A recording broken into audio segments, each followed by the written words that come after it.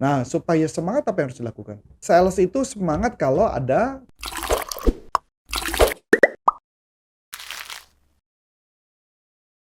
Halo Sobat Sales dimanapun Anda berada, jumpa lagi dengan saya Namilani dalam YouTube channel Coach Antonius Arif yang membahas tentang selling dan marketing. Nah, sahabat sales, nih ada pertanyaan nih yang datang dari sahabat sales ya.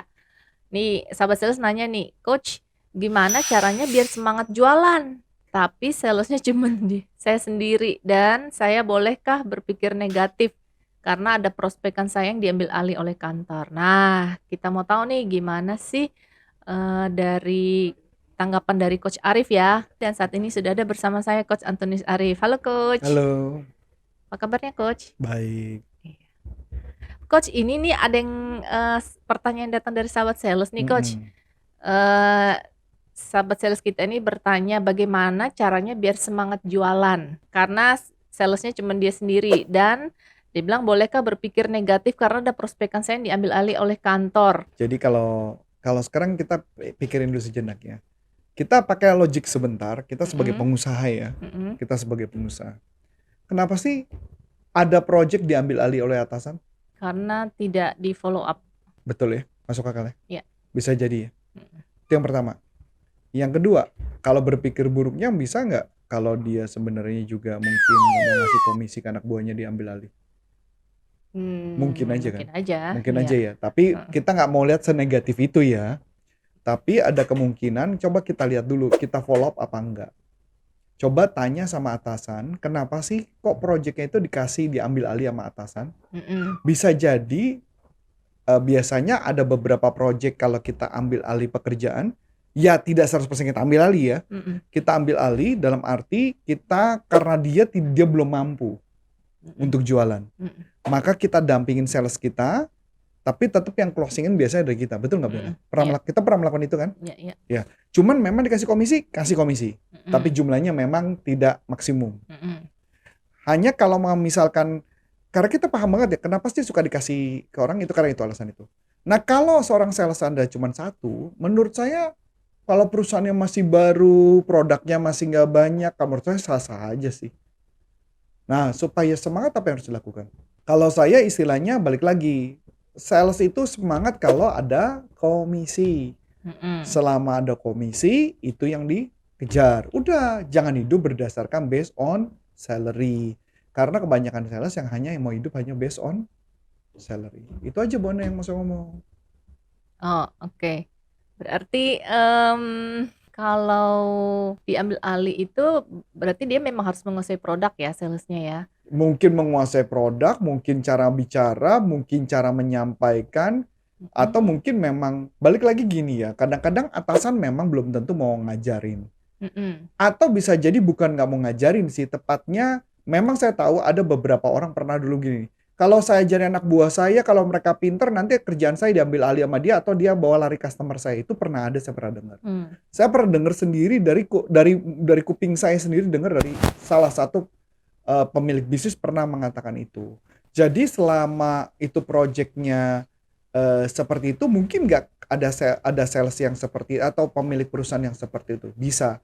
Hanya gini ya, saya kalau mau kasih gambaran gini, ini tapi saya mau coba ngajak ngomong dari sudut yang berbeda lagi ya Bu. Mm-mm. Tapi biasanya sudut yang berbeda ini nggak banyak orang yang bisa terima sih Bu.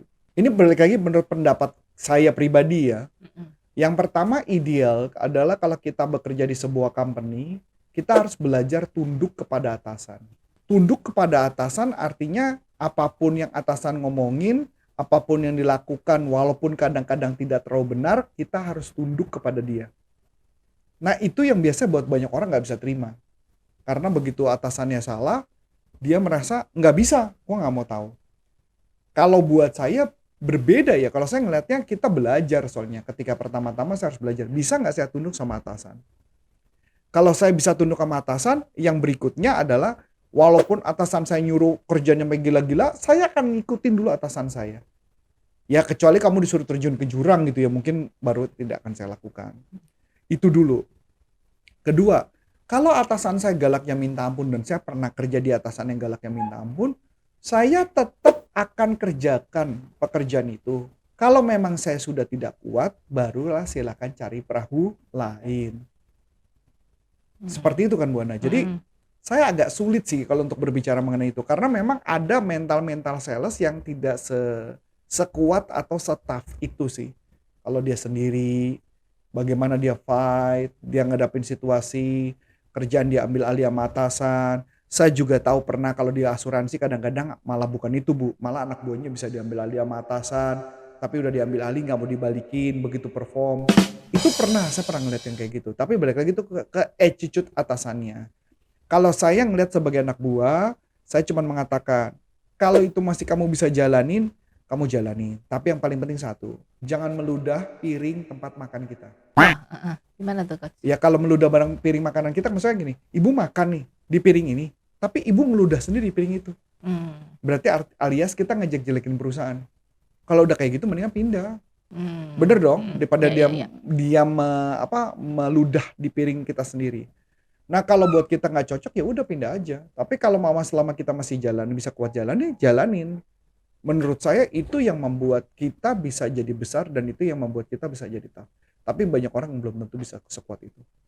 Oke, apalagi sales ya, dia ini ya, semangat katanya kalau Iya, jalan ya, sendiri ya? ya balik lagi ya kalau sendiri itu dia jalanin ya karena kenapa? Misalkan kayak contoh nih tim salesnya Corpora juga sebenarnya sendiri ya. Mhm, Per hari ini ya. mhm. Yang ada kan tim digital marketing, terus kemudian ada di tim-tim yang lain, kemudian tim penjualan juga masih kita tanganin, kan saya, Bu Ana juga masih turun, kemudian ada tim sales 1 dan sebagainya. Ya sebenarnya menurut saya sah-sah aja sih.